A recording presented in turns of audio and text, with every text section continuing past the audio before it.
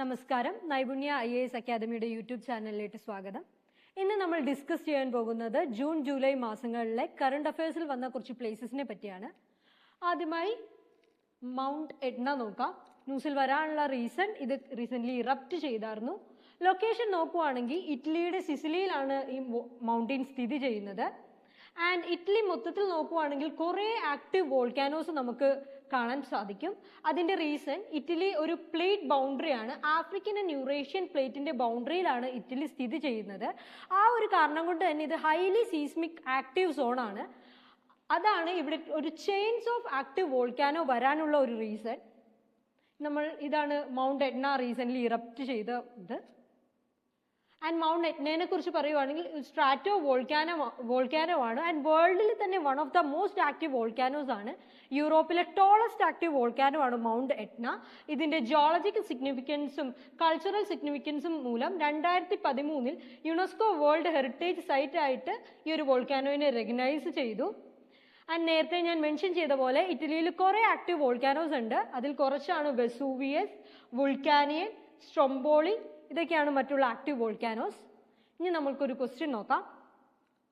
എല്ലാവരും video post ചെയ്യുക, question വായിക്കുക ആൻഡ് ആൻസർ കമൻറ്റ് സെക്ഷനിൽ ഇടുക.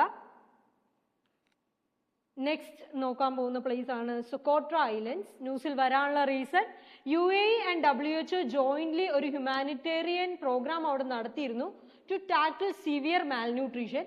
ഇതിൻ്റെ ലൊക്കേഷൻ നോക്കുവാണെങ്കിൽ ഇത് യമൻ്റെ ഐലൻഡ്സ് ആണ്. ഹോൺ ഓഫ് ആഫ്രിക്കേൻ്റെ അടുത്തായിട്ട് അറേബ്യൻ സീയിലാണ് ഇത് സ്ഥിതി ചെയ്യുന്നത്. ഇത് ഹൈലി ബയോഡൈവേഴ്സിറ്റി റിച്ച് ഏരിയ ആയതുകൊണ്ട് തന്നെ ഇതിനെ ഗാലപ്പഗോസ് ഓഫ് ഇന്ത്യൻ ഓഷ്യൻ എന്നാണ് വിളിക്കുന്നത്. ഈ ഒരു ഐലൻഡിലെ 37% പ്ലാന്റ് സ്പീഷീസും ഇവിടെ മാത്രമാണ് കാണാൻ പറ്റത്തുള്ളൂ.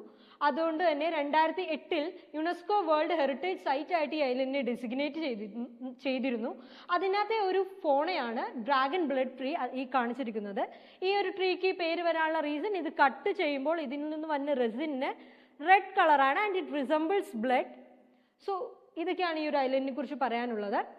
നമുക്കൊരു ക്വസ്റ്റ്യൻ നോക്കാം. ഇതൊരു PYQ ആണ്. പ്ലേസസ്, അതായത് കൺട്രീസും പ്ലേസസും അത് ഏത് കൺട്രീസിലാണെന്നുമാണ്. സോ ഈ ഒരു ഐലൻഡിൻ്റെയും ഇങ്ങനെ UPSCക്ക് ചോദിക്കാം ഈ ഒരു ഫോർമാറ്റിൽ. സോ അതിൻ്റെ ഒരു ഡെമോ ആയിട്ടാണ് ഞാൻ ഈ ക്വസ്റ്റ്യൻ ഇവിടെ കാണിച്ചിരിക്കുന്നത്. നിങ്ങൾക്ക് വേണമെങ്കിൽ ഈ ഒരു ഐലൻഡ് വെച്ച് ഈ ഒരു ഫോർമാറ്റിൽ ക്വസ്റ്റ്യൻ ഉണ്ടാക്കാൻ ശ്രമിക്കാം. ആൻഡ് ഇന്നത്തേക്ക് ഈ ഒരു 2 പ്ലേസസേ ഉള്ളൂ. അടുത്ത പ്ലേസസുമായി നമുക്ക് പിന്നീട് മീറ്റ്.